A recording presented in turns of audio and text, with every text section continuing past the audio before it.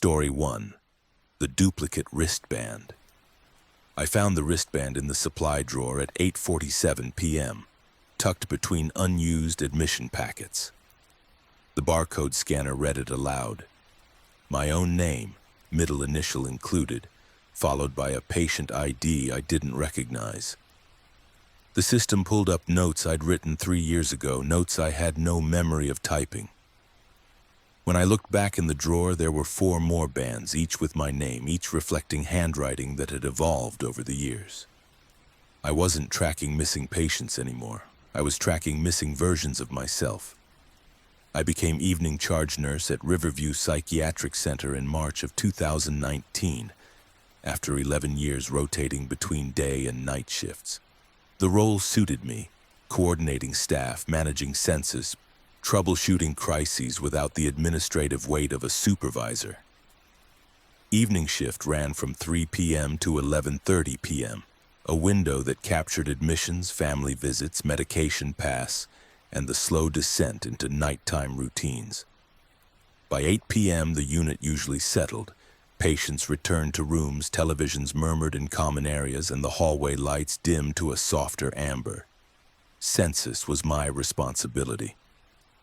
Every evening at 8:30 p.m., I reviewed the patient roster, cross-referenced wristbands with medical records, and confirmed that each resident's documentation aligned with their physical presence on the unit. It was procedural, almost meditative, a ritual that grounded the shift. I kept my supplies organized, a scanner, blank wristbands in the top drawer of the nurse's station, colored pens for charting, and a laminated checklist I'd created myself. On the evening of November 12, 2022, I opened the supply drawer to retrieve a fresh wristband for a patient whose original had frayed. Beneath the stack of blank bands, I found one already printed. The plastic was slightly yellowed, as though it had been there for years. I lifted it toward the light. The name read clearly Rebecca Elaine Moss. My name, my middle initial, typed in the same Helvetica font we used for every patient. I scanned it without thinking. The barcode reader beeped, and the system populated a patient file. Admission date, April 9, 2019. Diagnosis, unspecified dissociative disorder. Attending nurse, Rebecca Moss. I scrolled through the notes. They were mine. My phrasing, my abbreviations, my habit of underlining keywords. But I had no memory of this patient. I searched the archived records. No discharge summary, no transfer orders. The file simply ended on April 16, 2019 with a final note: patient observed in day room. Affect flat. No engagement with peers. Will continue monitoring. I closed the file and returned to the drawer. 4 more wristbands lay beneath the first, arranged in a neat row. Each bore my name. Each had a different patient ID. I scanned them one by one. The system pulled up files spanning 7 years. Patients I'd admitted, assessed, medicated, and discharged without retaining a single memory. The notes were unmistakably mine. I recognized the way I documented vital signs, the phrases I repeated when describing patient behavior. But the dates didn't align with my work history. One file dated back to 2015, a year I'd worked exclusively in the medical surgical unit across campus. I printed the files and spread them across the desk. The handwriting in the scanned progress notes shifted subtly from one year to the next. Early entries were cramped, hurried. Later notes adopted the broader, steadier script I'd developed after switching to a gel pen in 2020. It was as though someone had tracked the evolution of my penmanship and replicated it with disturbing accuracy. At 9:15 p.m., I asked my coworker Dennis if he recognized any of the patient names. He glanced at the printouts and shook his head. Never heard of them. You sure these aren't from another facility? I told him they were logged under my name, under this unit's code. He shrugged and returned to his medication cart. I didn't press further. I spent the next hour cross-referencing the names with discharge records, transfer logs, and incident reports. None of them appeared. It was as though the patients had existed only within my documentation, shadows preserved in a database no one else accessed. I checked the supply drawer again. The wristbands were gone. In their place was a single blank band, still sealed in plastic. The following evening, I arrived at 2:45 p.m. and went directly to the drawer. 6 wristbands lay inside, stacked neatly. My name on every one. I scanned the first. The file opened. Admission date November 13th, 2022, the previous night. The notes described a patient admitted at 9:30 p.m., assessed by Rebecca Moss, placed in room 12. I hadn't admitted anyone the night before. Room 12 had been empty for 3 days. I walked to room 12. The bed was made, the linens crisp. I checked the logbook. No entries. I returned to the nurse's station and pulled up the security footage.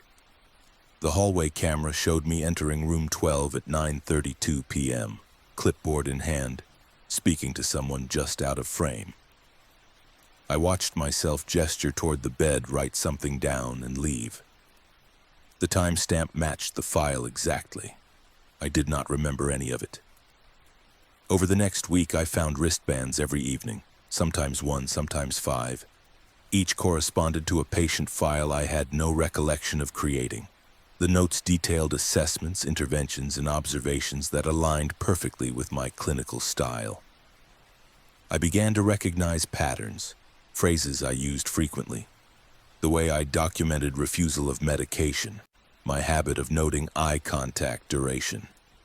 Whoever was writing these files knew me intimately. On November 20th, I found a wristband with my name and a patient ID that matched my own birth date reversed.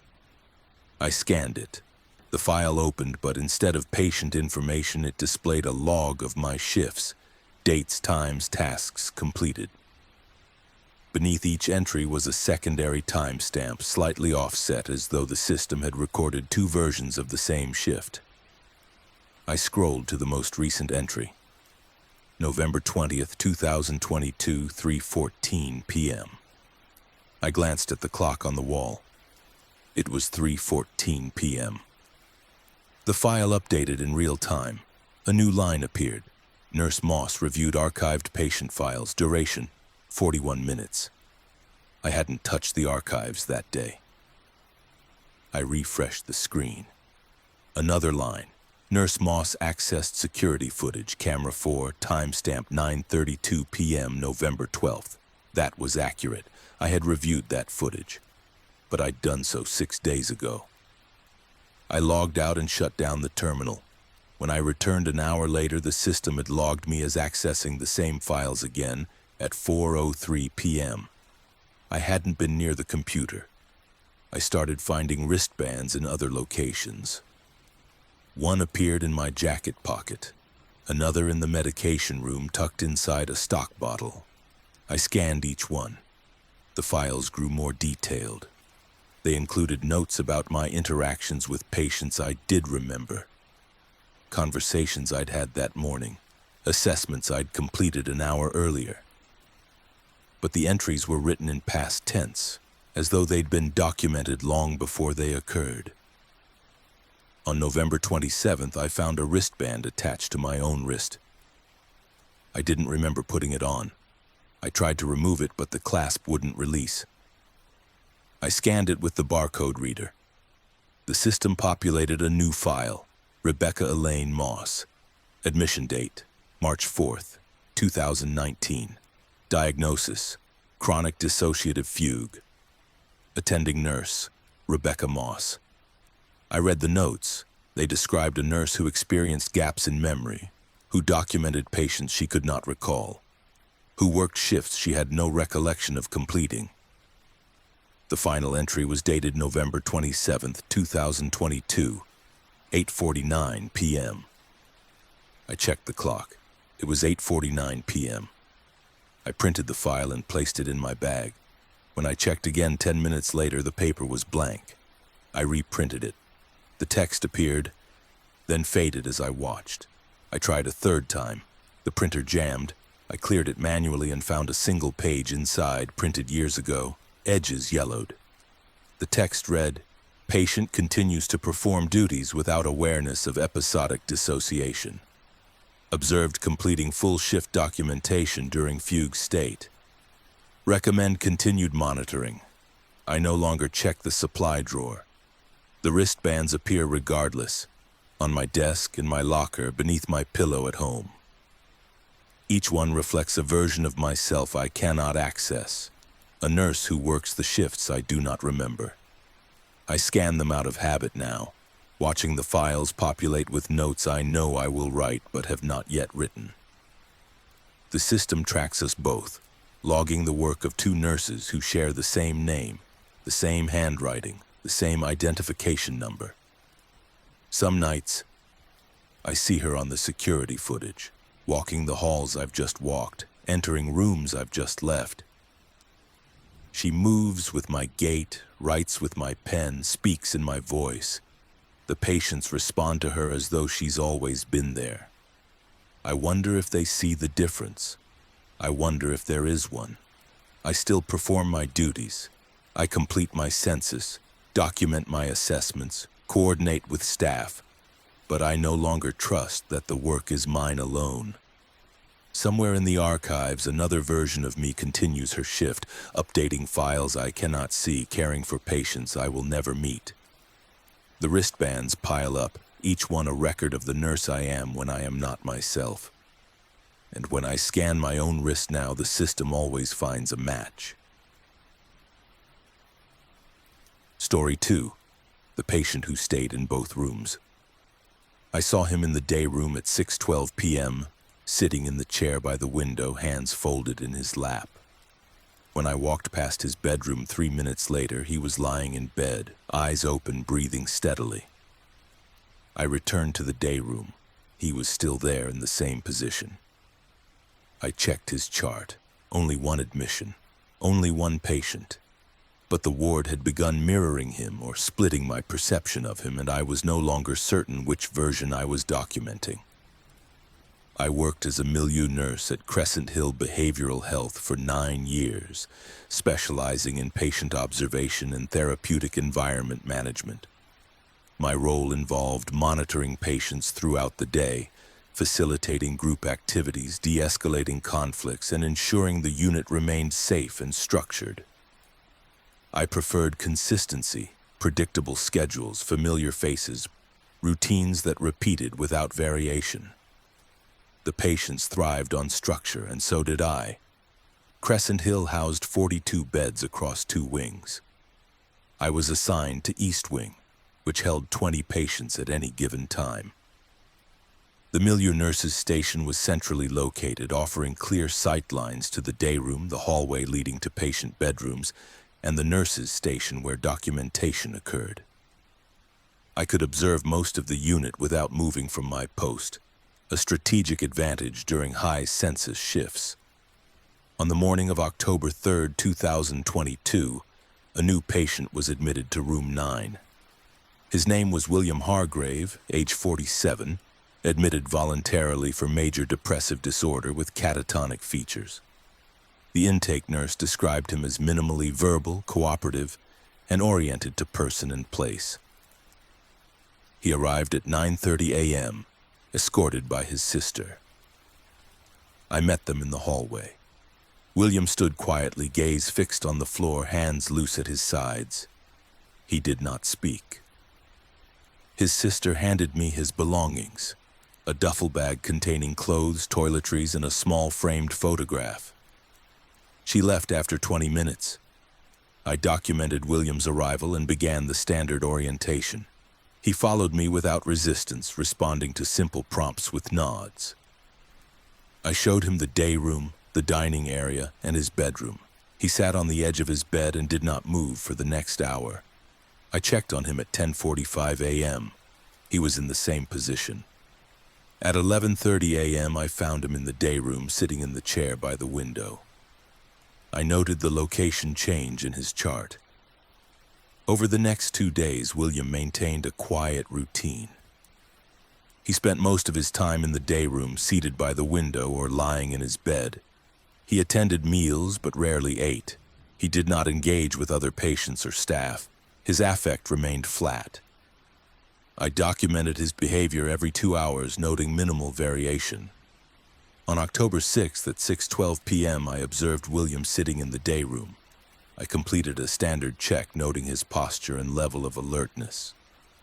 3 minutes later, I walked past room 9 to conduct hallway rounds. The door was open. William was lying in bed on his back, eyes open, hands resting on his chest. His breathing was steady. I stood in the doorway and called his name softly. He did not respond. I returned to the day room. William was still seated by the window, in the same position I'd left him. I approached and asked if he needed anything. He turned his head slowly and looked at me, but said nothing. I checked my watch. It was 6:18 p.m. I walked back to room 9. He was still there, lying in bed, eyes open. I documented both observations and flagged the entry for review. When the evening charge nurse asked for clarification, I explained what I'd seen. She frowned and checked the logbook. According to the entries, I had documented William in 2 locations within a 3-minute span. She asked if I was certain about the times. I showed her the timestamps on my observation sheet. She suggested I'd misread the room number. I hadn't. Over the next week, I began observing William in multiple locations simultaneously. On October 9th, I found him in the day room at 7:30 a.m. and in the dining area at 7:32 a.m. On October 11th, I saw him standing in the hallway near the nurse's station while he sat in his bedroom. Each time, I documented both sightings, cross-referencing the times. The charge nurse stopped asking for clarification after the 3rd incident. The other staff did not report similar observations. When I mentioned it to Dennis, the evening medication nurse, he said he'd only ever seen William in one place at a time. "He's in the day room or his room, never anywhere else," Dennis said. "Maybe you're just seeing him right after he moves." But I wasn't. I had begun timing my rounds to test the phenomenon. On October 14th, I positioned myself at the milieu station with a clear view of both the day room and the hallway leading to room 9. At 4:42 p.m., William sat in the day room chair. I did not look away. At 4:43 p.m., another staff member walked past room 9 and glanced inside. I asked her what she saw. She said William was lying in bed. I looked back at the day room. He was still seated by the window. I checked the patient chart that evening. My entries documented William's locations throughout the day, but interspersed among them were additional notes written in my handwriting, describing interactions I did not recall. One entry, dated October 14th at 4:50 p.m., read, "Patient engaged in brief conversation about family. Expressed concern about sister's well-being. Affect slightly improved." I had not spoken to William that day. I rarely heard him speak at all. I reviewed my notes from the previous week. Similar entries appeared, conversations I hadn't had, observations I hadn't made, assessments that reflected a version of William I had not encountered. The handwriting matched mine exactly. The phrasing, the abbreviations, the structure, all identical. On October 17th, I found William in 3 locations simultaneously. At 2:14 p.m., he sat in the day room. At 2:15 p.m., he lay in his bed. At 2:16 p.m., I saw him standing in the hallway near the medication room facing the wall. I approached the figure in the hallway. He did not respond when I spoke. I reached out to touch his shoulder and my hand passed through empty air. I stepped back. The figure remained still and silent. I returned to the day room. William turned his head toward me. "You keep checking," he said quietly. His voice was hoarse, underused. "You keep writing it down." It was the first time he'd spoken to me directly. I asked what he meant. He looked away. You write it down, but you don't remember. You see me, but you don't know which one is real. I documented the conversation immediately. When I checked the chart an hour later, the entry had been altered. The new version read, "Patient discussed persistent feeling of fragmentation. States he is unsure which version of himself is present on the unit. Requests reassurance." The timestamp was identical, but the content had shifted. That night, I reviewed the security footage. The day room camera showed William sitting by the window from 6 p.m. to 8 p.m. without moving. The hallway camera showed him walking back and forth between his room and the nurse's station during the same period. I checked the bedroom camera. He lay in bed for the entire 2 hours, motionless. All 3 recordings ran concurrently. All 3 showed William, and none of them indicated any technical malfunction. I stopped trying to reconcile the observations. I documented what I saw and moved on, accepting that my notes would reflect a patient who existed in multiple places, performing multiple actions simultaneously. The other staff continued to report seeing only one William. I envied them. On October 24th, I found a progress note in the chart that I had not written. The entry was dated that morning, time-stamped at 7:41 a.m., an hour before I arrived for my shift. The handwriting was mine. The note read, "Patient expressed concern that nurse is documenting alternate versions of his behavior. States he feels observed by someone who is not fully present. Recommend continued close observation and assessment of nurse's cognitive baseline." I read it 3 times. I checked my shift schedule. I had not worked the morning of October 24th. I confronted the charge nurse, who confirmed I had not been on the unit. She reviewed the chart. The entry was there, logged under my credentials, written in my style. She suggested it was a charting error. I did not argue. I began finding entries that anticipated my actions. On October 27th, I documented William's attendance at a group session. When I reviewed the chart later, an entry from that morning, hours before the session occurred, read, "Patient attended group session. Minimal participation. Nurse observed increased attention to detail and documentation." The session hadn't happened yet when the note was written, but it described exactly what I had documented. I started noticing subtle changes in the unit layout. The day room chairs shifted position between rounds. The hallway seemed longer some days, shorter others. Room 9's door, which I always kept partially open, appeared fully closed at times when I knew I hadn't touched it. I mentioned it to Dennis, who said the unit looked the same as always. On November 2nd, I observed William in the day room and saw myself standing beside him. The other version of me held a clipboard, writing notes, speaking softly to William. I couldn't hear the words. I approached slowly. William looked up at me, the me standing in the doorway, and then at the other me beside him. He did not seem surprised. "Which one writes the real notes?" he asked. I didn't answer. The other version of me continued writing, unbothered by my presence. I watched her hand move across the page, forming letters in my exact script. When she finished, she turned and walked toward the hallway. I followed. She entered room 9 and closed the door. I opened it immediately. The room was empty. I checked the chart. A new entry had appeared, time-stamped 30 seconds earlier. Patient inquired about the nature of observation. Nurse explained routine monitoring protocols. Patient expressed understanding. I hadn't written it. The other version of me had. I stopped distinguishing between the versions of William I observed. I documented all of them. William in the day room, William in his bed, William in the hallway, William standing at the window in a room that wasn't his. The chart filled with overlapping entries, times that contradicted, behaviors that couldn't coexist. No one questioned it. The charge nurse stopped reviewing my notes. The other staff stopped asking questions.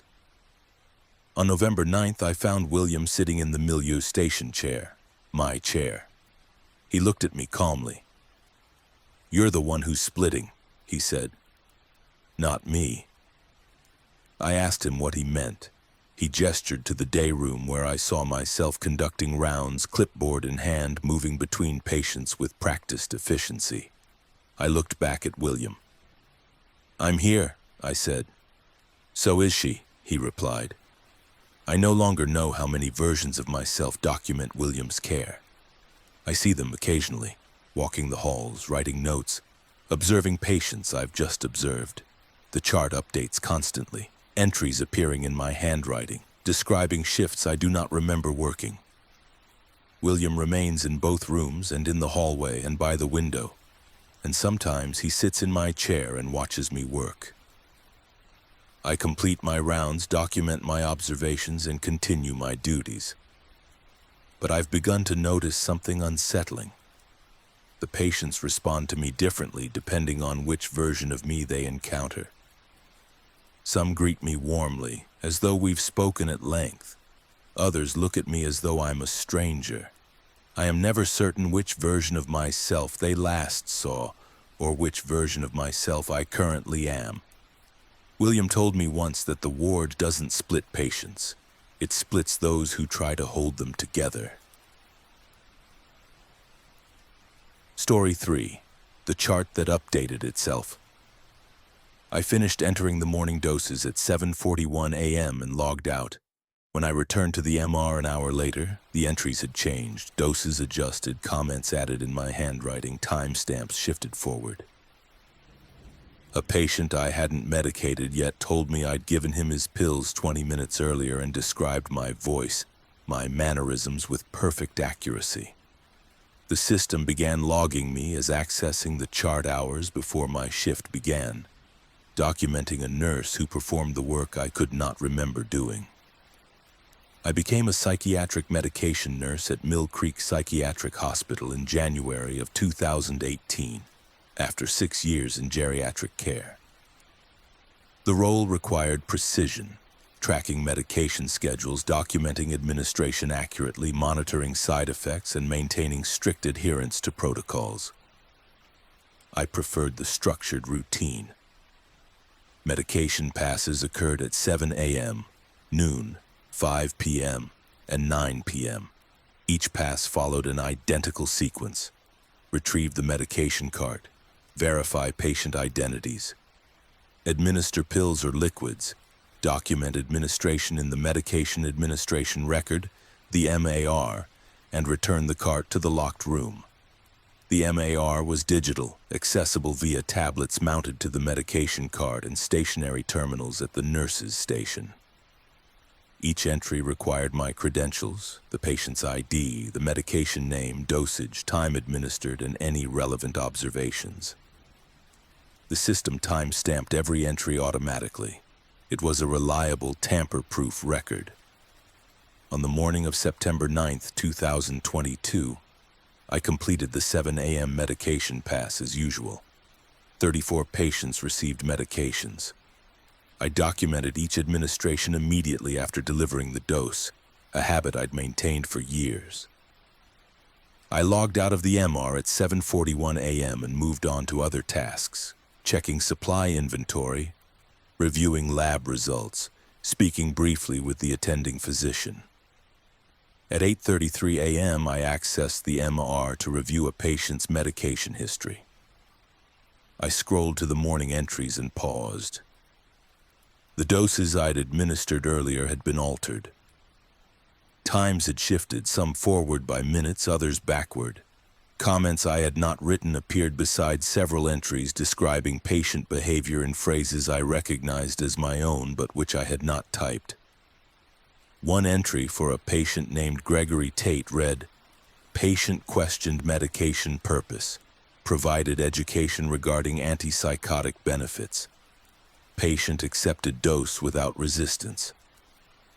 I had not spoken to Gregory beyond confirming his identity and handing him the pills. I assumed a charting error and made a mental note to report it. I logged out and continued my shift.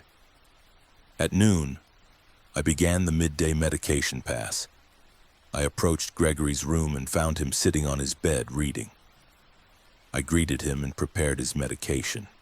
He looked up and said, "You already gave me these." I checked the MAR. According to the record, I had administered his noon dose at 11:47 a.m., 13 minutes before I'd even retrieved the medication cart. The entry included my credentials, my electronic signature, and a comment, "Patient cooperative." No adverse reactions noted. I told Gregory there must be an error and that I needed to verify with the charge nurse. He shook his head. "No error. You came in about 20 minutes ago, same as always. You asked if I'd eaten lunch yet." I hadn't entered his room until that moment. He described the interaction in detail, my tone of voice, the way I'd placed the cup of water on his bedside table, the fact that I'd mentioned a schedule change for group therapy. All accurate descriptions of my habits, but none of it had occurred. I documented a refusal of the noon dose, citing patient's report of prior administration, and moved to the next room. Over the next hour, 3 more patients reported receiving their medications earlier than my records indicated. Each time, the MR showed entries I had not made, time-stamped before I'd begun the pass. At 1:15 p.m., I reviewed the entire MAR for the day. Dozens of entries bore my credentials, my signature, and timestamps spanning times I had not been near the medication cart. Some entries described interactions I remembered. Others detailed conversations I had not had. The handwriting in the scanned paper backups, required for controlled substances, matched mine exactly down to the specific loops in my lowercase g's and the way I underlined medication names. I reported the issue to the charge nurse, who pulled up the system logs.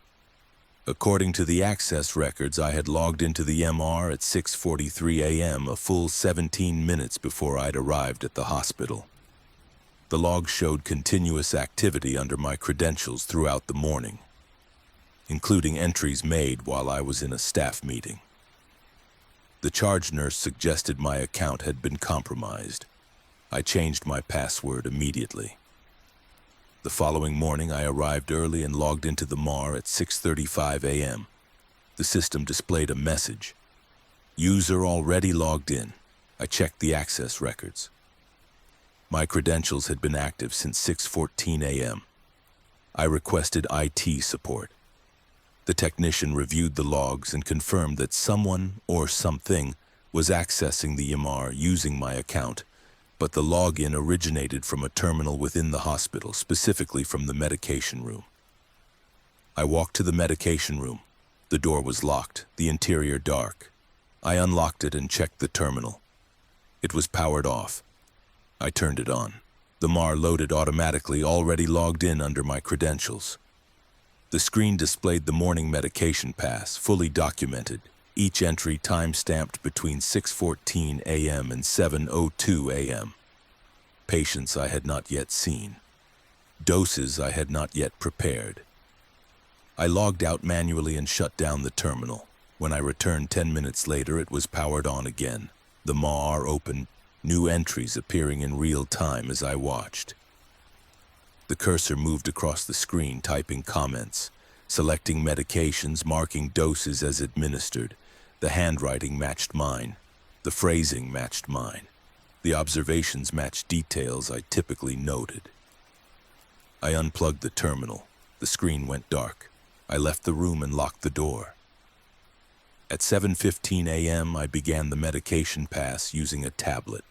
I documented each dose carefully, double-checking timestamps. When I finished at 7:53 a.m., I reviewed the MAR. Duplicate entries appeared beside mine.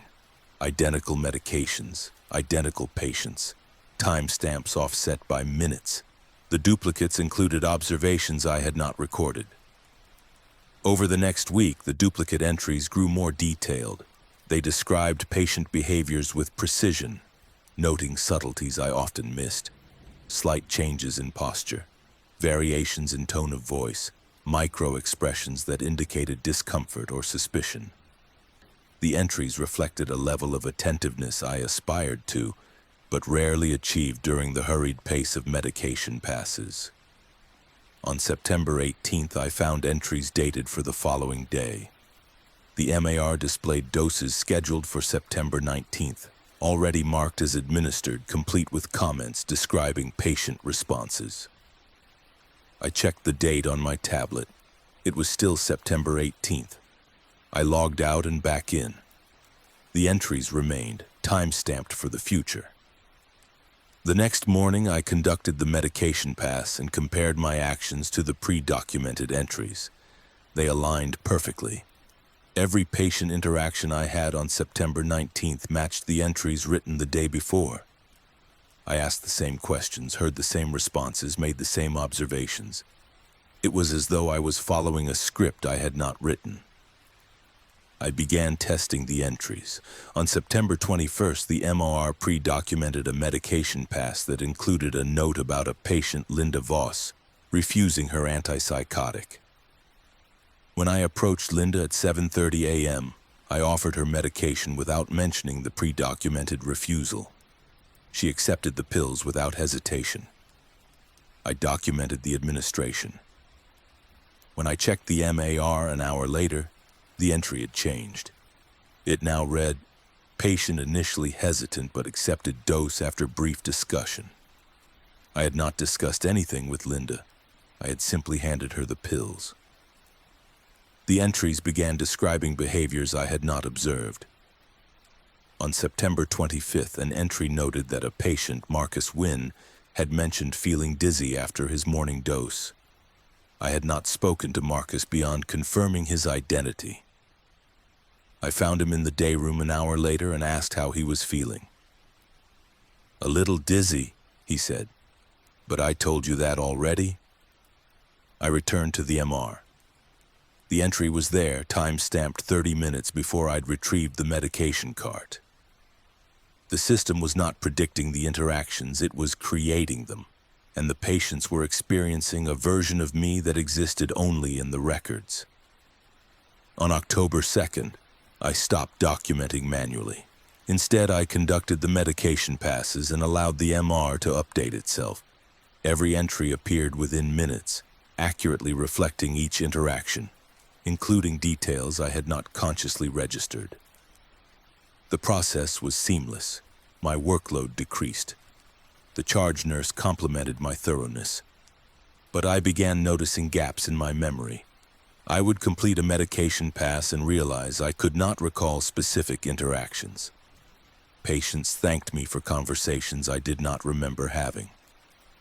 Staff referenced things I'd said during passes I had no recollection of conducting. I checked the MAR obsessively, reading entries that described a version of me who was more attentive, more compassionate, more present than I felt capable of being. On October 9th, I found an entry that included a note about myself. It read, "Medication nurse appears increasingly distracted. Consider monitoring for cognitive changes or stress-related impairment." The entry was logged under my credentials, as though I had documented an observation about my own performance. I tried to delete it. The system would not allow modifications to finalized entries. I logged out.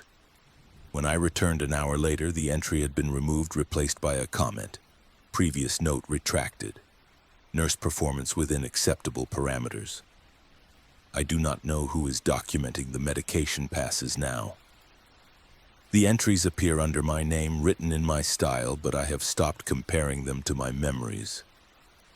The patients respond to the version of me described in the MAR, the version who remembers every conversation, who notices every detail, who administers medications with a level of care I can no longer access.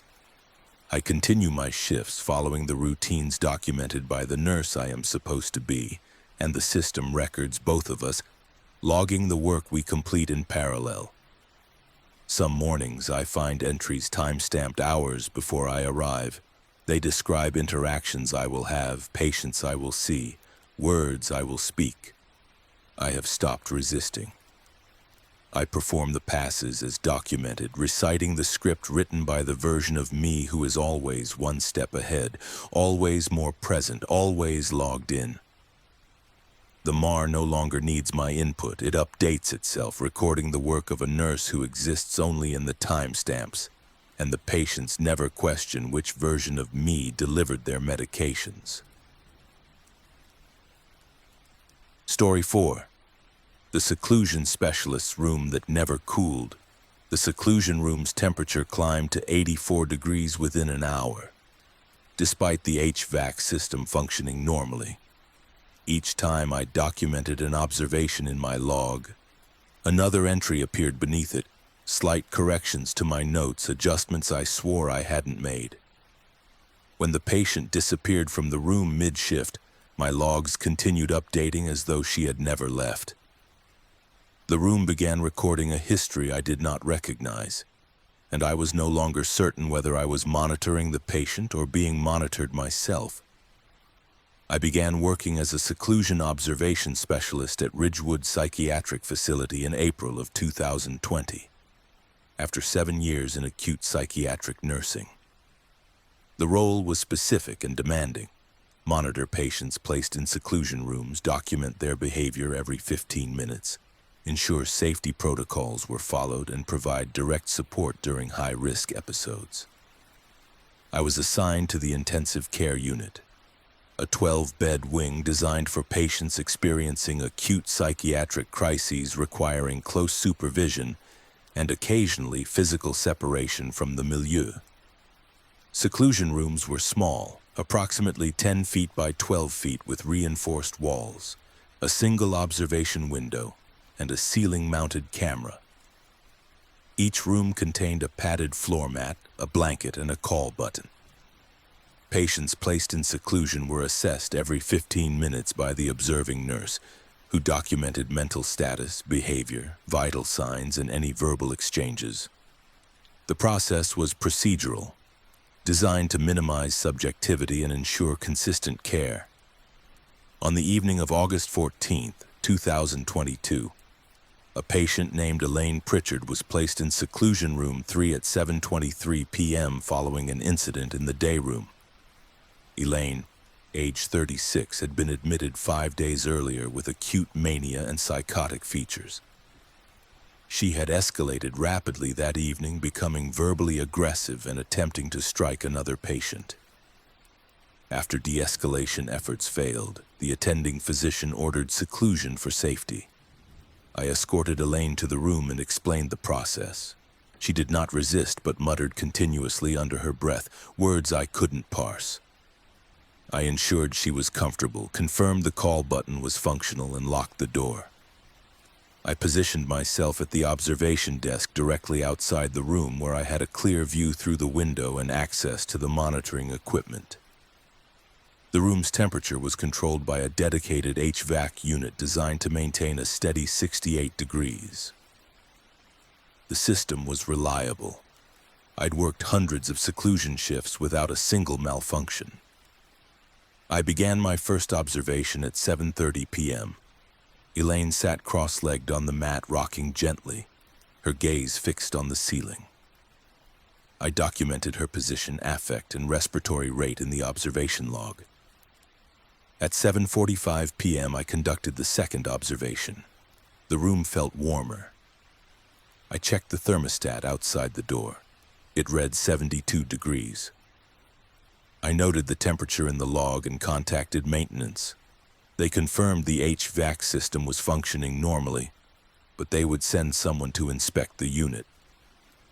By 8 p.m., the temperature had risen to 76 degrees.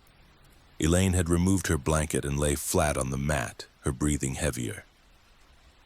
I documented the change and increased my observation frequency to every 10 minutes. Maintenance arrived at 8:15 p.m. and examined the HVAC controls. The technician confirmed the system was working as intended. He suggested the room might be retaining heat due to Elaine's body temperature in the enclosed space. I asked him to adjust the thermostat manually. He set it to 65 degrees and left. At 8:30 p.m., The thermostat read 79 degrees. Elaine sat upright, sweat visible on her forehead. I entered the room with a cup of water and a damp cloth. She accepted the water but did not speak. Her skin was warm but not dangerously so. I documented the interaction and returned to my post.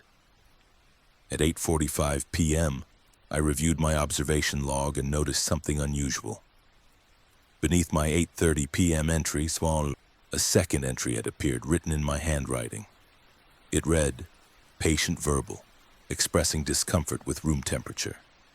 Nurse provided reassurance and adjusted positioning of air vent." I had not adjusted the vent. Elaine had not spoken to me beyond a brief acknowledgement when I offered the water. I checked the timestamp. The entry was logged at 8:32 p.m., 2 minutes after I'd left the room. I assumed I'd made an error and attempted to edit the entry. The system would not allow modifications to finalized observations. I made a note to discuss the discrepancy with the charge nurse. At 9 p.m., the temperature reached 82 degrees. Elaine stood and paced the perimeter of the room, her movements agitated. I documented her behavior and contacted the attending physician, who ordered a medical evaluation to rule out hyperthermia. While I waited for the physician to arrive, I reviewed the log again. 3 additional entries had appeared, each written in my style, each describing interactions I had not had. One entry read, "Patient requested early release from seclusion." Nurse explained criteria for release. Patient expressed understanding. I had not entered the room since 8:30 p.m. Elaine had not spoken. The physician arrived at 9:18 p.m. We entered the room together. Elaine was sitting on the mat, calm, her breathing steady. The physician examined her, checked her vitals, and found no immediate concerns. Her temperature was slightly elevated but within acceptable limits. The physician attributed the room's heat to a minor HVAC irregularity and recommended continued monitoring. She left at 9:29 p.m. I conducted the next observation at 9:30 p.m. The room temperature was 84 degrees. I documented the reading and requested an urgent HVAC inspection. While I waited, I compared my handwritten notes kept on a clipboard as a backup to the digital log. The digital entries included details absent from my handwritten notes, specific quotes from Elaine, descriptions of her tone of voice, observations about her eye contact and posture. The handwriting in the scanned versions matched mine exactly, but I had not written those words. At 9:45 p.m., I looked through the observation window. Elaine was gone. The room was empty. I unlocked the door and entered. The mat, the blanket, the call button, all were there. Elaine was not. I checked the camera feed. The recording showed Elaine sitting on the mat at 9:44 p.m. At 9:45 p.m., the screen flickered briefly, and when the image stabilized, the room was empty. I searched the unit. Elaine was not in the hallways, the day room, or any of the other patient rooms. I notified the charge nurse, who initiated a facility-wide search. Security reviewed footage from every exit. Elaine had not left the building. After 40 minutes, we found her in her assigned bedroom, asleep under the covers. She had no memory of being moved. The seclusion room door had remained locked the entire time. I returned to the observation desk. The digital log had updated. New entries appeared, time-stamped between 9:45 p.m. and 10:30 p.m., describing Elaine's continued presence in the seclusion room. The entries noted her calm demeanor, her eventual lying down, and her steady breathing. The final entry read, "Patient resting quietly. No further interventions required." Observation continues. I checked the seclusion room. It was still empty. The temperature had dropped to 71 degrees. Over the next 3 days, I was assigned to monitor other patients in seclusion. Each time, the observation log updated itself with entries I did not write. The entries described interactions that did not occur. behaviors I did not observe, and interventions I did not perform. The handwriting remained consistent with mine. The timestamps aligned with my shift, but the content reflected a version of my work that existed independently of my actions. On August 18th, I was assigned to Seclusion Room 3 again. A different patient, Kevin Aldridge, had been placed there following an outburst. I began observations at 3 p.m. The room's temperature was normal. Kevin sat quietly on the mat. I documented his status and continued my rounds. At 3:30 p.m., I checked the log. An entry had been added, time-stamped at 3:12 p.m., 18 minutes before I'd begun my shift. The entry read, "Patient placed in seclusion at 3:07 p.m. Nurse provided orientation to room protocols. Patient cooperative." I had not been on the unit at 3:07 p.m. I had arrived at 2:58 p.m. and spent the first 10 minutes receiving report from the outgoing nurse. I reviewed the security footage. The camera showed me entering the seclusion room at 3:07 p.m., speaking to Kevin and conducting an observation. I watched the recording 3 times. The figure on the screen moved like me, gestured like me, and wore the same scrubs I was wearing. But I had not been in that room at that time. I continued my observations throughout the afternoon.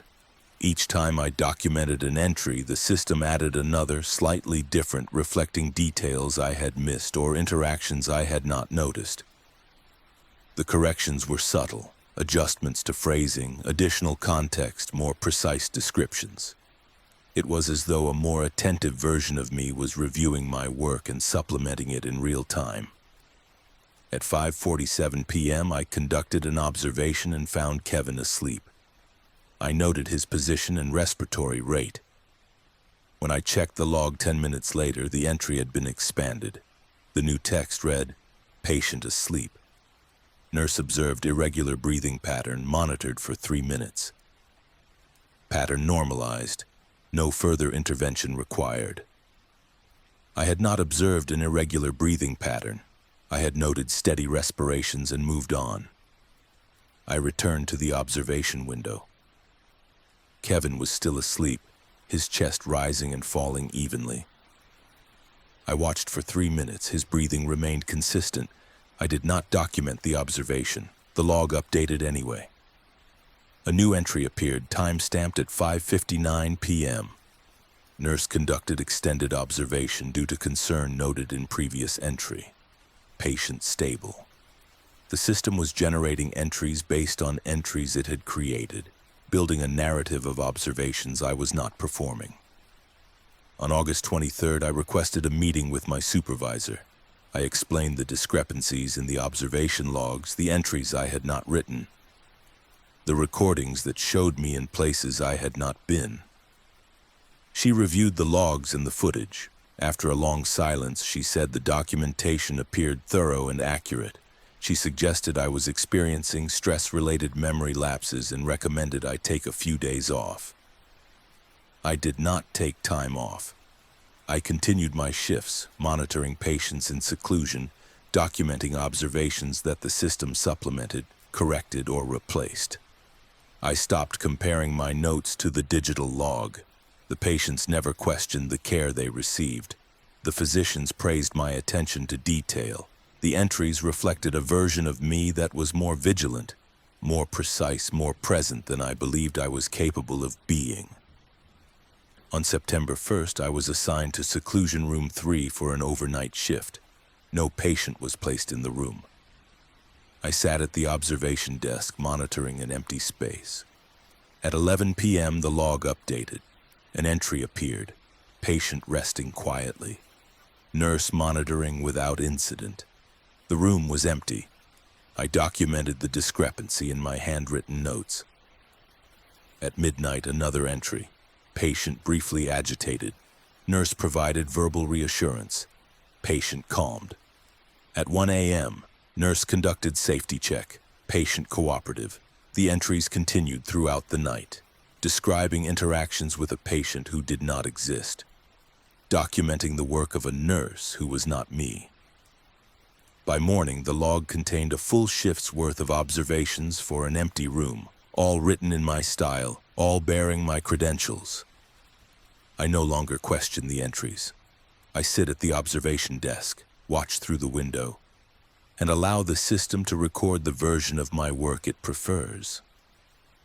The rooms grow warm sometimes, even when no one is inside, and the logs continue updating, preserving the observations of a nurse who is always more thorough, more attentive, more present than I am.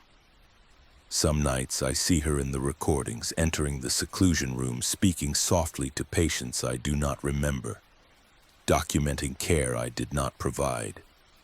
She wears my face, moves with my gait, writes with my hand, and the system logs us both, preserving the work we complete in parallel, one version remembered, one version erased. Story 5, the night triage nurse's missing intake interview. I found the intake packet at 2:43 a.m., filled out completely. Patient history, medications, emergency contacts, risk assessment. The signature at the bottom resembled mine, only reversed, and the handwriting drifted between styles I'd used years ago. When I checked the cameras, I saw myself escorting the patient into a hallway the facility insisted had been sealed for decades. But no one had arrived that night. No one had been admitted. The patient existed only in the paperwork I did not remember completing. I worked as the night triage nurse at Westbrook Psychiatric Hospital from March of 2019 through November of 2022. The night shift ran from 11 p.m. to 7 a.m., and my primary responsibility was to assess and process new admissions. Most nights were quiet, with 1 or 2 admissions at most. Occasionally we had none. The process was standardized.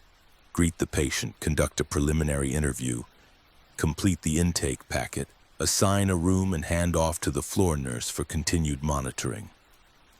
The intake packet was comprehensive, a 12-page document covering medical history, current medications, psychiatric history, substance use, family contacts, presenting symptoms, and a detailed risk assessment.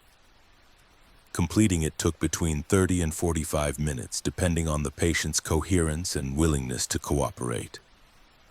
I kept copies of every intake in a binder at the triage desk, organized chronologically. On the night of October 27, 2022, I arrived at 10:48 p.m. and received report from the evening nurse. No admissions were expected. The unit census was at 31 patients, well below our capacity of 42. I settled into the triage office, a small room adjacent to the main entrance, and began reviewing lab results and medication orders for the current patients. At 2:43 a.m., I stood to refill my coffee and noticed a manila folder on the desk that had not been there before. I opened it. Inside was a completed intake packet. The patient's name was listed as Aaron Whitfield, age 52, admitted voluntarily for major depressive disorder with suicidal ideation. The packet included a detailed medical history, a list of current medications, emergency contact information for a sister named Caroline, and a comprehensive risk assessment indicating moderate to high suicide risk. The handwriting was neat, consistent, and disturbingly familiar. I checked the signature line at the bottom of the final page. It read, Rebecca Moss. Written in a script that resembled my own but with subtle differences, the letters slanted slightly to the left instead of the right, and the loop in the capital R was inverted. I compared it to my signature on other documents. The similarities were undeniable, but the orientation was wrong, as though someone had mirrored my handwriting. I reviewed the timestamp at the top of the packet. October 27, 2022, 1:53 a.m., 50 minutes earlier. I checked the admission log. No entry for Aaron Whitfield. I checked the patient roster. No Aaron Whitfield. I walked to the main entrance and asked the security guard if anyone had arrived in the past hour. He said no one had come in since 9:30 p.m.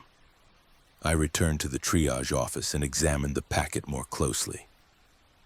The handwriting varied subtly throughout the document. Early pages used the broader, steadier script I'd adopted in recent years. Later pages showed tighter, more cramped letters reminiscent of my style from 2018. The final page reverted to a looser, almost hurried script I hadn't used since nursing school. It was as though the packet had been completed by multiple versions of me across different periods of my career. I checked the security footage. The triage office camera showed me sitting at my desk from 11 p.m. onward, reviewing documents, occasionally standing to retrieve files. At 1:50 a.m., the screen flickered briefly. When the image stabilized, I was standing near the entrance hallway, speaking to a man I did not recognize. He was average height, wearing jeans and a gray jacket, his expression neutral. I gestured toward the triage office and he followed me inside. The timestamp read 1:53 a.m. I watched the recording for the next 40 minutes. The camera showed me conducting an interview, writing in the intake packet, asking questions I could not hear. The man responded, occasionally nodding, his posture calm. At 2:31 a.m., I stood and escorted him out of the office, turning left into a hallway I knew led to the patient rooms. The recording ended there. I left the office and walked to the hallway where I'd escorted the patient on the footage. The corridor was well lit and familiar. I followed it to the end where it terminated at a set of double doors marked "Authorized Personnel Only." I had walked past those doors countless times. They led to a storage area that had been locked for as long as I'd worked at Westbrook. I tried the handle. It opened. Beyond the doors was a hallway I had never seen. Longer, narrower, with dim lighting and walls painted a faded green. The air smelled stale, unused. I walked slowly, my footsteps echoing. Doors lined both sides, each labeled with room numbers that did not match the facility's current layout.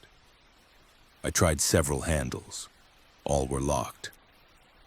At the end of the hallway was a room labeled "Intake Office." The door was ajar.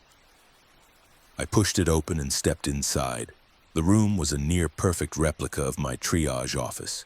Same desk, same chair, same filing cabinets, but older, as though preserved from decades past.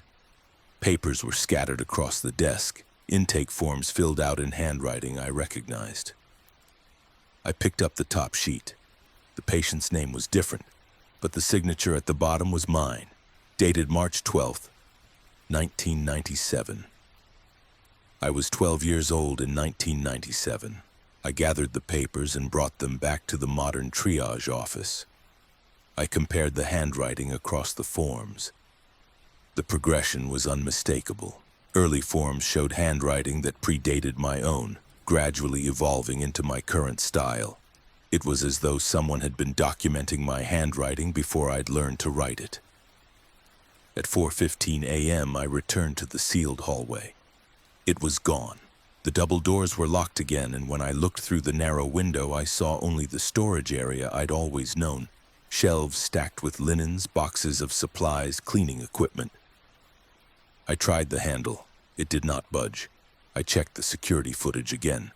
The recording from 1:50 a.m. had been overwritten. The new version showed me sitting at my desk continuously, never standing, never escorting anyone. I reviewed the footage from the sealed hallway entrance.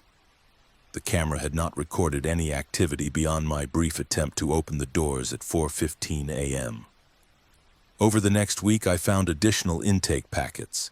They appeared on my desk in filing cabinets tucked between pages of the admission log. Each was completed in my handwriting. Each bore my signature. Sometimes mirrored, sometimes inverted, sometimes blurred as though written through water. The patients listed on the forms never appeared on the unit. I documented each discovery and reported them to my supervisor, who found no corresponding records in the system. On November 3rd, I arrived for my shift and found an intake packet with my own name at the top.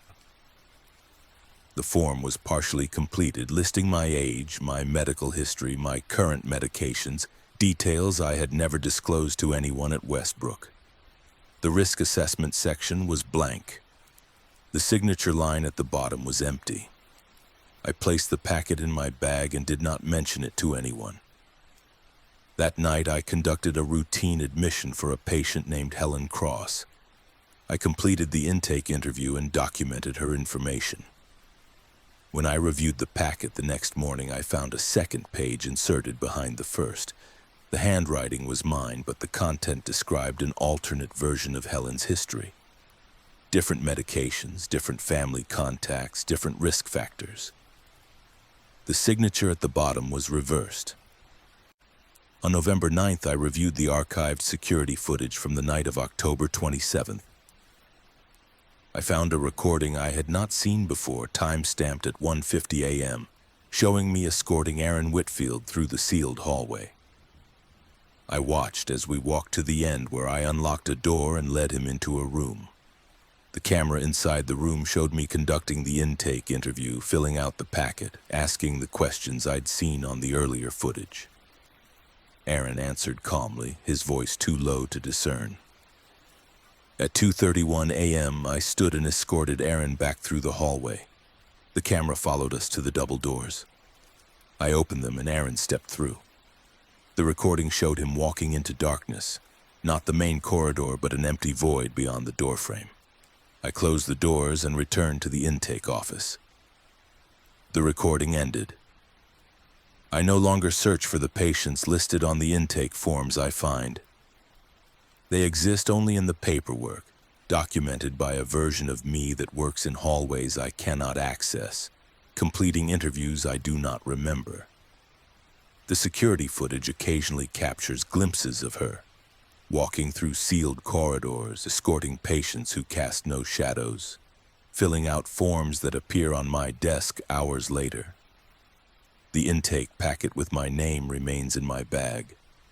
The risk assessment section filled itself in last week. It lists my behaviors, my routines, my coping mechanisms. The signature line now bears my name, written in my handwriting but reversed as though signed by someone standing on the other side of a mirror. I continue my shifts, processing the admissions that arrive through the main entrance, documenting patients who exist in the system. But I know now that somewhere in the facility, another version of me sits in an older office, completing forms for patients who arrive through different doors, preserving records of a hospital that overlaps with the one I work in. A hospital where I have been both nurse and patient, both interviewer and interviewee, both present and documented. Some nights when the unit is quiet, I hear footsteps in the sealed hallway. Steady, familiar, moving at the same pace I walk. Story 6. The patient who refused to leave. I finalized the discharge paperwork at noon. Signatures collected, medications reconciled, follow-up appointments confirmed. Every time I escorted him toward the exit, he appeared back in his bed, calm and waiting, insisting he hadn't been processed yet. The paperwork reprinted itself with new times, adjusting to loops I was trapped in. Soon, I began to question whose discharge was truly being delayed, his or mine. I worked as a discharge planning nurse at Clearview Behavioral Health for 8 years, a role that required coordination, attention to detail, and patience. My responsibilities included preparing patients for discharge, ensuring they had appropriate follow-up appointments, reconciling medications, arranging transportation, and finalizing all necessary paperwork. The process was methodical, and I took pride in ensuring smooth transitions from inpatient care to outpatient support. Discharge day for most patients followed a predictable sequence. Morning rounds to confirm readiness, collection of signatures on discharge instructions, medication education, coordination with family or social services, and finally, escort to the main exit. The entire process typically took 2 to 3 hours from start to finish.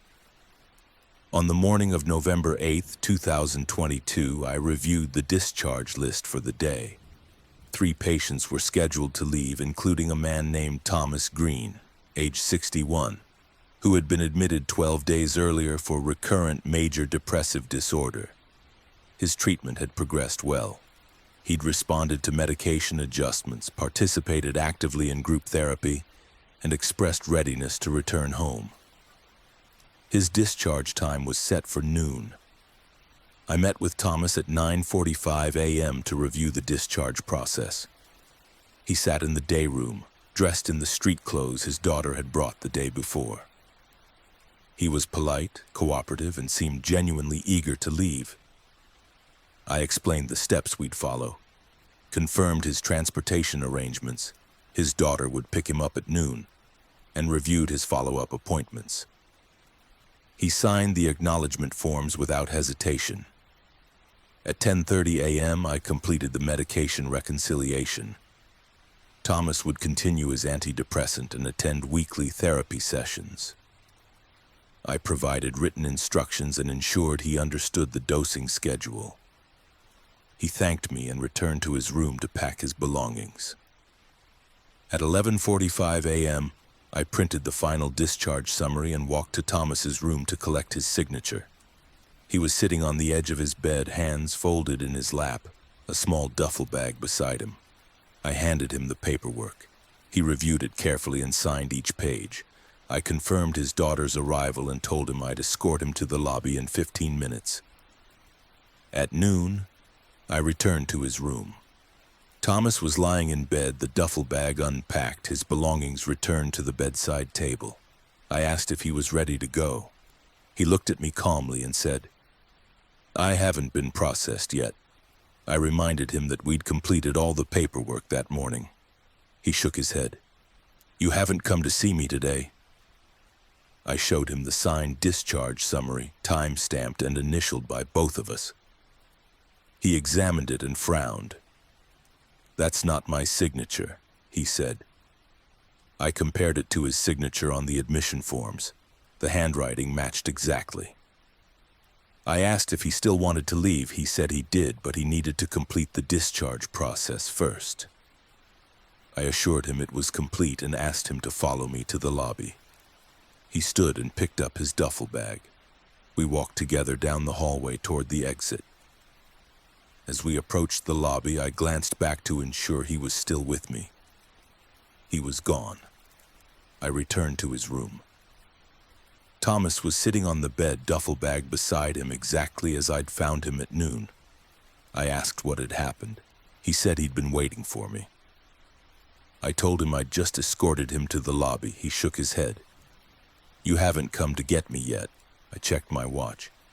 It was 12:07 p.m. I reviewed the discharge paperwork. The signatures were there, the timestamps accurate. I called the front desk and asked if Thomas's daughter had arrived. The receptionist said no one had checked in for him. I escorted Thomas toward the lobby a second time. We walked the same route, past the nurses' station, through the double doors, down the corridor toward the main entrance. As we reached the lobby, I turned to hand him off to his daughter. Thomas was not beside me. I walked back to his room. He was sitting on the bed, waiting. At 12:23 p.m., I printed a new copy of the discharge summary. The document was identical to the first, except the time had updated. It now reflected a discharge scheduled for 12:30 p.m. I brought it to Thomas's room. He signed it again. I escorted him toward the exit. He disappeared before we reached the lobby. When I returned to his room, he was sitting on the bed. Over the next hour, I repeated the process 6 times. Each time, the discharge summary reprinted itself with a new timestamp, adjusting forward in increments of 10 to 15 minutes. Each time, Thomas signed it. Each time, I escorted him toward the lobby. Each time, he vanished before we reached the exit, reappearing in his room moments later, calm and insistent that he was still waiting to be discharged. At 1:45 p.m., I contacted my supervisor and explained the situation. She reviewed the discharge documentation and confirmed that everything appeared complete. She suggested I verify with the attending physician that Thomas was medically cleared to leave. I checked the physician's notes. The clearance had been signed that morning at 8:32 a.m. I returned to Thomas's room. He was sitting on the bed, duffel bag beside him. I asked if he remembered signing the discharge paperwork multiple times. He said he'd only signed it once, earlier that morning. I showed him the stack of printed summaries, each with his signature, each time stamped at different intervals. He examined them and said, "These aren't mine." At 2:15 p.m., I escorted him toward the exit again. This time I did not look away. I kept my hand lightly on his shoulder, guiding him forward. We passed the nurse's station, walked through the double doors, and entered the corridor. As we approached the lobby, I felt his presence beside me. Solid, real, breathing. I turned to speak to him. He was gone. My hand rested on empty air. I walked back to his room. Thomas was sitting on the bed. I asked how he'd returned so quickly. He said he hadn't left. I checked the hallway cameras. The footage showed me walking alone toward the lobby, my hand extended as though guiding someone, speaking to empty space. There was no sign of Thomas. At 3:01 p.m., I sat in his room and asked him directly, "Do you want to leave?" He looked at me with an expression I couldn't parse, neither frustration nor fear, but something closer to resignation. "I've been ready to leave for days," he said, "but every time I try, I end up back here. And every time you tell me it's noon." I checked my watch. It was 3:03 p.m. I asked when he thought it was. He said noon. I printed another discharge summary. The timestamp read 12:02 p.m. I had printed the first summary at 11:57 a.m. hours earlier.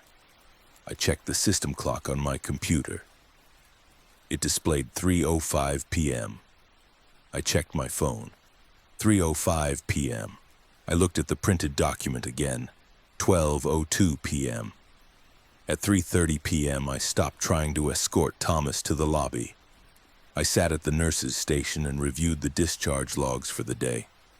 The system showed Thomas Green as discharged at 12:04 p.m., signed out by me, picked up by family.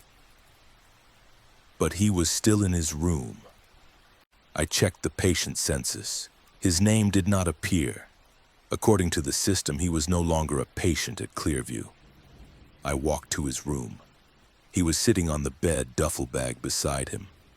I asked if his daughter had arrived. He said she was supposed to come at noon, but he hadn't heard from her. I checked the front desk again. No one had arrived. At 4:12 p.m., I called Thomas's daughter. She answered on the third ring. I told her Thomas was ready to be picked up. She paused and said, "I picked him up this morning at noon. He's home right now." I walked to Thomas's room. He was sitting on the bed. I asked if he'd spoken to his daughter. He said he hadn't heard from her all day. I called her back. She confirmed she'd picked him up, driven him home, and helped him settle in. I asked if I could speak to him. She handed him the phone. I heard his voice, calm, familiar, tired. "Hello?" I looked at Thomas sitting on the bed in front of me. He looked back at me, silent. I hung up. I do not know which version of Thomas left the facility that day. The system recorded a successful discharge. His daughter confirmed his arrival home. But the version of Thomas in room 14 remained, sitting on the bed, duffel bag beside him, waiting for a discharge process that repeats endlessly without resolution. I continued my work, processing other discharges, coordinating care, escorting patients to the exit. But I began noticing similar patterns. Patients who signed paperwork multiple times, discharge summaries that reprinted with adjusted timestamps. Families who confirmed pickups I did not witness. On November 17th, I found a discharge summary with my own name at the top. The document listed my role as patient, not nurse. The discharge time was set for noon. The signature line was blank. I placed it in my desk drawer. The next morning I found it reprinted, timestamp 12:07 p.m. My signature appeared at the bottom, though I had not signed it. Each day the timestamp advances, adjusting forward in small increments, waiting for a discharge I have not yet completed. Thomas remains in room 14, ready to leave, insisting he has not been processed. Some mornings I see myself in the hallway cameras escorting him toward the lobby, speaking softly, my hand guiding empty air. And I wonder if the version of me walking those halls knows she is trapped in a loop, or if she believes, as I once did, that discharge is only a matter of completing the right paperwork at the right time. Story 7. The Observation Nurse and the Mirror Shift. During Q15 observations, certain patients began mimicking my movements perfectly, as though rehearsed. My observation sheet reflected times I hadn't yet completed, filled in with comments describing future incidents. As the night deepened, the ward layout subtly shifted, aligning itself with the undocumented version of my shift. When I tried to deviate from my routine, the mirrors of my actions became increasingly distorted. Patients moving in reverse, doorways leading to rooms that didn't match the floor plan. I was no longer observing them. They were rehearsing me. I worked as an observation nurse at Elmwood Psychiatric Hospital for 6 years, specializing in Q15 monitoring, conducting patient observations every 15 minutes to assess safety, mental status, and behavioral changes. The role required consistency, vigilance, and a capacity to notice subtle shifts in demeanor or activity that might indicate risk. I preferred the night shift, which ran from 11 p.m. to 7 a.m. The unit was quieter, patients generally slept, and the work became a rhythm I could follow without conscious thought. Elmwood's acute unit housed 36 patients across 3 hallways. Each hallway contained 12 rooms, a shared bathroom, a small sitting area, and a nursing alcove. My observation route was fixed. Start at the north hallway, proceed to the east, finish with the west, and return to the central nurses' station to document findings. The entire loop took approximately 43 minutes, allowing 2 minutes of rest before beginning the next round. On the night of October 19, 2022, I arrived at 10:52 p.m. and received report from the evening nurse. Census was full, 36 patients, 5 on elevated precautions requiring more frequent monitoring. Nothing unusual was noted. I began my first round at 11:08 p.m., clipboard in hand, observation sheet prepared with patient names, room numbers, and columns for timestamps and notes. The north hallway was quiet. Most patients were asleep or resting in bed. I documented each observation methodically. Patient asleep, supine position, breathing regular. Patient awake, reading calm effect. I moved through the hallway at a steady pace, making eye contact with those who were awake, noting any deviations from baseline behavior. At 11:23 p.m., I entered the east hallway and observed a patient named Daniel Hartman sitting on the edge of his bed, hands folded in his lap. As I approached, he stood and walked toward the small mirror mounted on his wall. I documented, patient awake, ambulatory, calm. As I moved to the next room, I glanced back. Daniel was sitting on his bed again, in the same position, hands folded. I completed the east hallway and moved to the west. At 11:37 p.m., I returned to the nurse's station and reviewed my observation sheet. Beside my entry for Daniel Hartman, someone had added a note in my handwriting. Patient stood and walked to mirror. Observed own reflection for 22 seconds. Returned to bed without prompting. I had not written that. I had noted only that he was awake and ambulatory. I checked the time I'd documented for Daniel's observation. 11:23 p.m.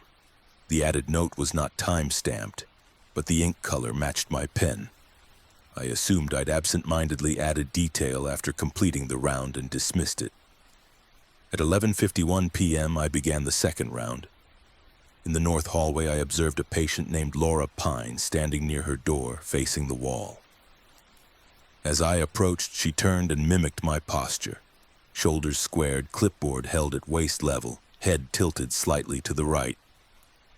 I documented patient ambulatory, standing at door, no distress noted. When I looked up, Laura had returned to her bed and was lying down. I checked my watch.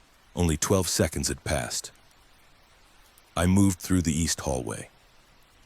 At 12:04 a.m., I observed Daniel Hartman again. He was sitting on the bed, hands folded. As I entered his line of sight, he stood and walked to the mirror exactly as he'd done during the previous round. I watched him observe his reflection for approximately 20 seconds, then return to his bed. I documented the behavior. When I reviewed my sheet later, the entry had been expanded. Patient repeated mirror observation behavior. Duration consistent with prior round. No verbal engagement. Recommend continued monitoring for compulsive behaviors. I had not written the recommendation. At 12:36 a.m., I returned to the nurse's station. My observation sheet showed entries I had not yet completed. The column for the 12:45 a.m. round was partially filled in, with notes describing patients I had not yet observed. The handwriting was mine. I flipped to a new page and began the next round using a different pen. At 12:51 a.m., I entered the west hallway and found 3 patients standing in the corridor, evenly spaced, facing the nurse's station. As I walked past, each one turned to follow my movement in perfect synchronization. I documented 3 patients ambulatory in hallway. No apparent distress. Patients returned to rooms without prompting. When I glanced back, the hallway was empty. I completed the round and returned to the nurse's station. The observation sheet I'd started with the new pen was gone. The original sheet remained, now fully completed for the 12:45 a.m. round, with entries describing the exact interactions I'd just had. The patients in the hallway, their synchronized movements, their return to rooms. At 1:23 a.m., I began another round. As I walked through the north hallway, I noticed the room numbers were slightly out of order. Room 807 appeared before room 805. I checked the floor plan posted at the hallway entrance. The layout matched my memory: 805, 806, 807. But the doors themselves were arranged differently. In the east hallway, I observed Daniel Hartman sitting on his bed. As I approached, he stood and walked backward toward the mirror, his movements smooth and deliberate, as though watching a reversed recording. He pressed his back against the mirror, then slid down into a sitting position on the floor. I stepped into the room. "Daniel, are you all right?" He did not respond. I approached and touched his shoulder. He stood, forward this time, and returned to his bed, sitting with his hands folded. I checked my observation sheet. The entry for Daniel's room was already filled in. Patient exhibited reversed ambulatory behavior. Returned to baseline without intervention. At 1:58 a.m., I returned to the nurse's station and found a second observation sheet on the desk, identical to mine, filled out in my handwriting. The times and notes matched my own observations, but with subtle differences.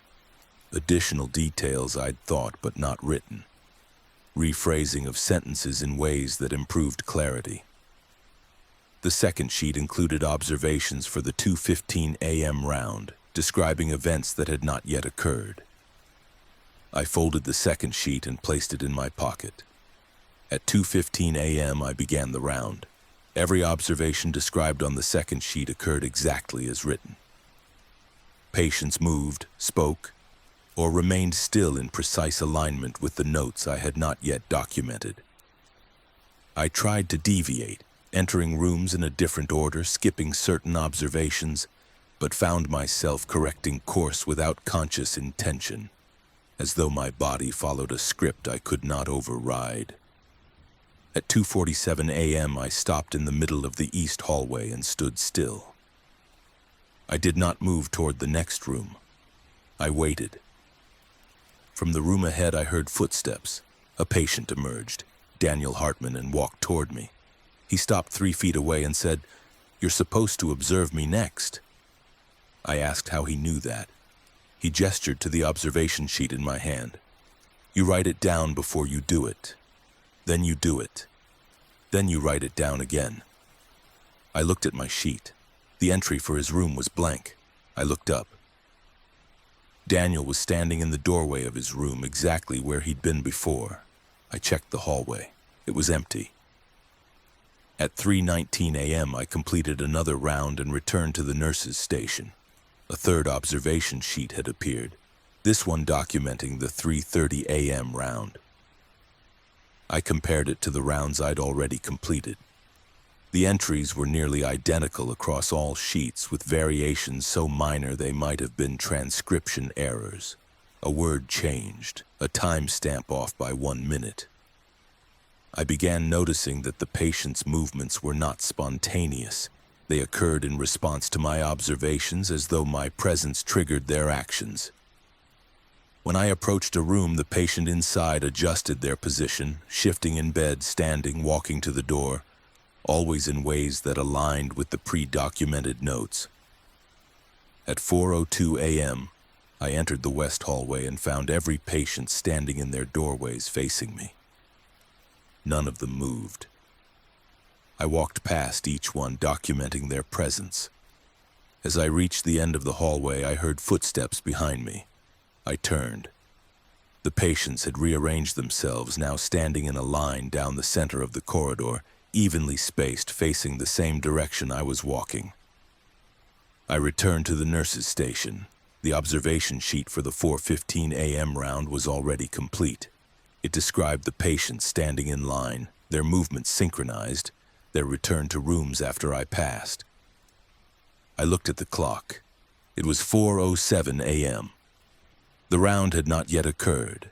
At 4:15 a.m. I began the round.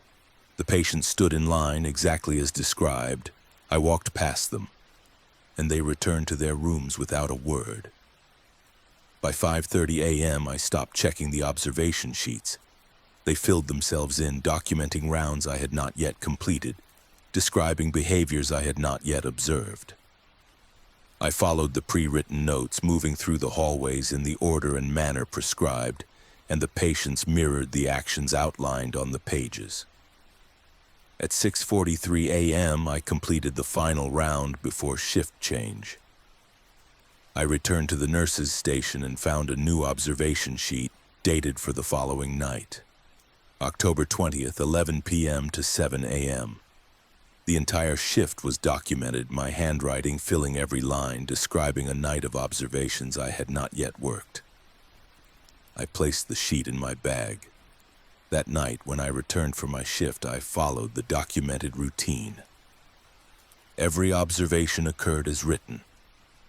Every patient moved, spoke, or remained still in alignment with the notes. I did not deviate. The shift passed without incident, a perfect replication of the pre-documented script. I no longer write the observation sheets myself. They appear before each shift, filled in with my handwriting, detailing the behaviors I will observe, the interactions I will have, the notes I will record. The patients follow the script, and so do I. The ward mirrors the documented version of itself, and I move through it as a figure rehearsed and replicated, observed by the observations I am meant to be making. Some nights I see another version of me walking the hallways, always one round ahead, clipboard in hand, moving with the same gait, the same rhythm. The patients respond to her as they respond to me. And the observation sheets continue to fill themselves in, documenting the work we complete in parallel, one version recorded, one version erased. The mirrors in the patient rooms no longer reflect only the patients. Story 8. The float nurse's census that wouldn't decrease. I finalized 6 discharges and 3 transfers that morning, updating the system meticulously after each one. When I checked the census at noon, none of the changes had registered. The patient count remained unchanged, 38 residents, the same number I'd started with at 7 a.m. I returned to the rooms. Shadows of the patients I'd discharged still occupied the beds, lying motionless, breathing steadily. Each time I corrected the census, the system reverted, adding my initials beside tasks I'd never completed. Eventually, I realized the ward was preserving a version of the patient list tied to a night I did not remember surviving. I worked as a float nurse at Pinewood Psychiatric Center for 12 years, moving between units as needed to cover staffing gaps. The role demanded flexibility, rapid orientation to new environments, and the ability to adapt to different patient populations and workflows. Most shifts were predictable: cover a sick call, fill a vacancy, assist during high census periods. I preferred the variety. It kept the work from becoming monotonous. On the morning of November 14, 2022, I was assigned to the Women's Acute Unit, a 30-bed pod that typically ran at near capacity. I arrived at 6:53 a.m. and received report from the night nurse, a woman named Teresa I'd worked with occasionally. She looked exhausted. She told me the census was 38 patients, 8 over capacity, requiring careful monitoring and tight coordination. She handed me the printed census list: 38 names, room assignments, acuity levels, and pending discharges or transfers. 6 patients were scheduled for discharge that day, and 3 were awaiting transfer to long-term facilities. Teresa said the night had been chaotic. Multiple behavioral incidents, 2 admissions, and ongoing issues with the electronic health record system, which had been slow to update. I reviewed the list and asked if there were any immediate concerns. She mentioned that several of the patients scheduled for discharge had been ready to leave for days, but that paperwork delays had kept them on the unit. She apologized for the disorganization and left at 7:14 a.m. I began morning rounds at 7:22 a.m., moving through the unit to assess each patient and verify their presence and condition. The census matched the list: 38 patients, all accounted for. I noted which rooms held the patients scheduled for discharge and planned to prioritize their paperwork. By 9:45 a.m., I had completed discharge processes for 3 patients: Monica Reese, Allison Harper, and Nicole Brennan. Each had signed the necessary forms, received medication instructions, and been picked up by family or transported via arranged services. I updated the electronic census after each discharge, marking the patients as departed and clearing their names from the active list. At 10:31 a.m., I completed a transfer for a patient named Judith Kane, who was moved to a long-term care facility. I documented the transfer in the system and updated the census. By 11:05 a.m., I had discharged 2 additional patients, Sandra Lowell and Kim Foster, and transferred 2 more, Grace Hemmings and Rita Vasquez. I updated the system after each change. The census should have read 31 patients. At noon, I reviewed the electronic census to confirm the updates. The list showed 38 patients. All 9 names I'd removed, 6 discharged, 3 transferred, remained on the active roster. I assumed a system lag and manually refreshed the page. The list did not change. I walked to the rooms where the discharged patients had been housed. Room 12, Monica Reese's former room, was occupied. A woman lay in the bed facing the wall, breathing steadily. I checked the name placard outside the door. It read Monica Reese. I entered the room and approached the bed. The woman did not respond to my voice. I checked the wristband on her arm. Monica Reese, date of birth matching the records. I returned to the nurse's station and called the discharge coordinator. She confirmed that Monica Reese had been picked up by her sister at 9:32 a.m. and that the discharge paperwork was complete. I told her Monica was still in her room. She pulled up the system.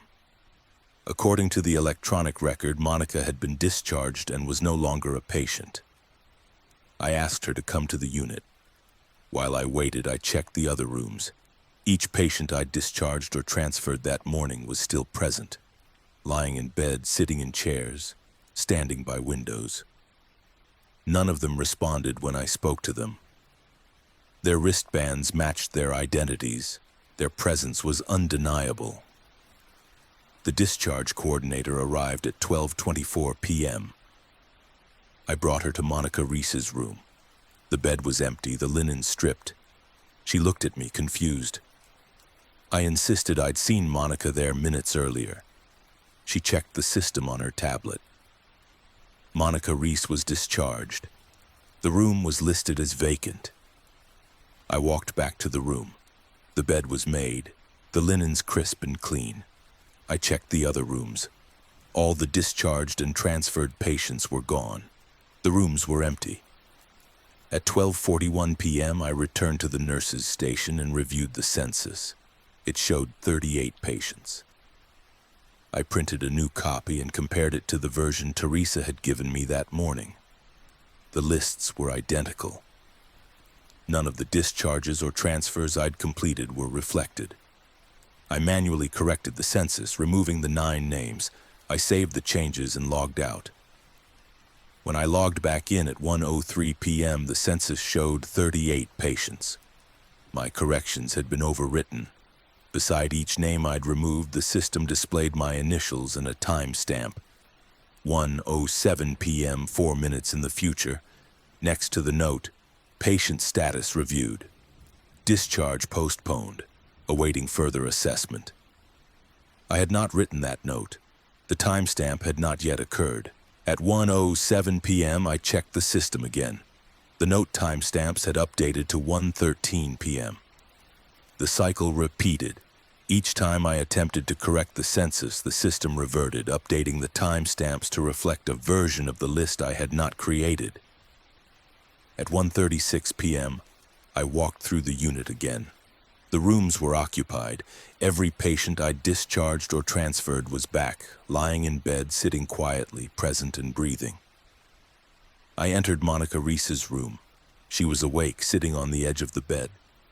I asked how she was feeling. She looked at me blankly. "I left this morning," she said. "Why am I still here?" I told her I didn't know. She stood and walked to the door. I signed the papers. My sister picked me up. I was in her car. She paused. I was in her car and then I was back in bed. I checked the other patients. Each one reported similar experiences, leaving the facility, being in vehicles or at home, then suddenly finding themselves back in their rooms. None of them understood how they'd returned. At 2:15 p.m., I contacted my supervisor and explained the situation.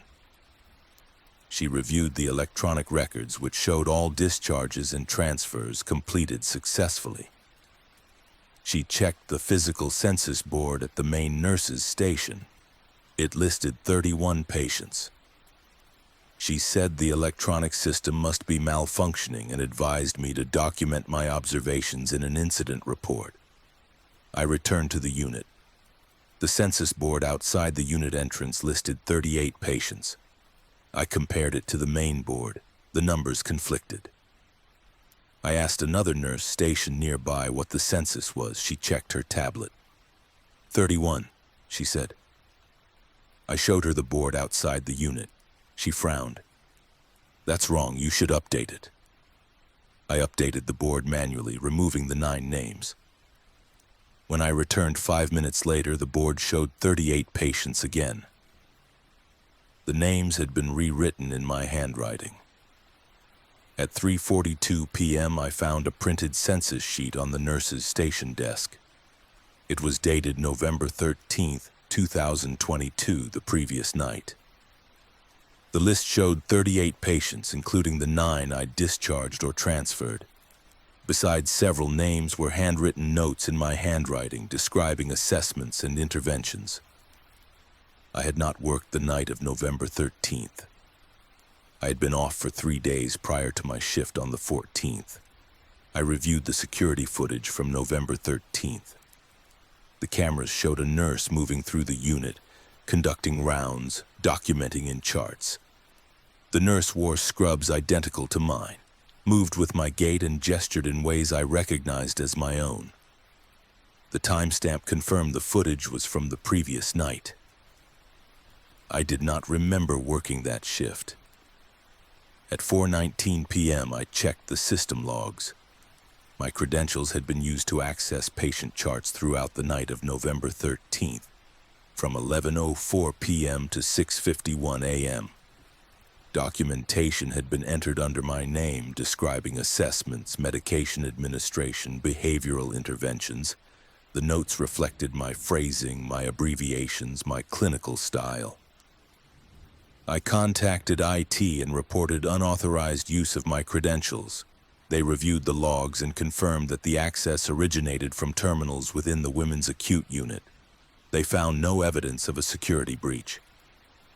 The technician suggested I had worked the shift and simply did not recall it. I checked my schedule. I had not been assigned to work November 13th. I contacted the staffing office. They confirmed I had not been scheduled, but the payroll records showed I'd clocked in at 10:58 p.m. on November 13th and clocked out at 7:09 a.m. on November 14th. The system recorded 8 hours and 11 minutes of work. At 5:33 p.m., I reviewed the patient charts for the 9 individuals I'd discharged or transferred. Each chart contained progress notes dated November 13th, written by me, describing the night shift in detail. The notes were thorough, documenting behaviors, medication responses, and interactions I had no memory of. I walked through the unit one final time before shift change. The patients I'd discharged were still present, lying in beds, sitting in chairs, existing in rooms the system insisted were vacant. At 6:51 p.m., I handed off to the evening nurse, a man named Carl. I told him the census was 38, though the system listed 31. He checked his tablet, frowned, and said, "You sure? I'm only seeing 31. I brought him to Monica Reese's room. The bed was empty. I insisted she'd been there moments earlier. He suggested I was fatigued and should go home. I left the unit at 7:04 p.m. As I walked to my car, I checked my phone. A notification appeared. Shift reminder. Pinewood Psychiatric Center, Women's Acute Unit, November 14th, 11 p.m. to 7 a.m. I had not been scheduled for a night shift. I opened the scheduling app. The shift was listed, assigned to me, marked as mandatory. I did not return that night. The next morning, I checked the system. The shift had been clocked. I'd logged in at 10:56 p.m. on November 14th and logged out at 7:02 a.m. on November 15th. The census remained 38. Progress notes appeared under my name documenting the night shift, describing patients I'd observed, interventions I'd performed. I do not work at Pinewood anymore, but the system continues to log my shifts, recording hours I do not remember working, documenting patients I do not recall seeing. The census never decreases. The patients I discharged remain present, existing in rooms the records insist are empty, preserved in a version of the unit tied to a night I cannot access. Some mornings I receive payroll deposits for shifts I did not work, and when I close my eyes, I see the hallways of the women's acute unit, the rooms filled with patients who left but never departed, and the version of me who continues to care for them night after night, in a shift that repeats without end.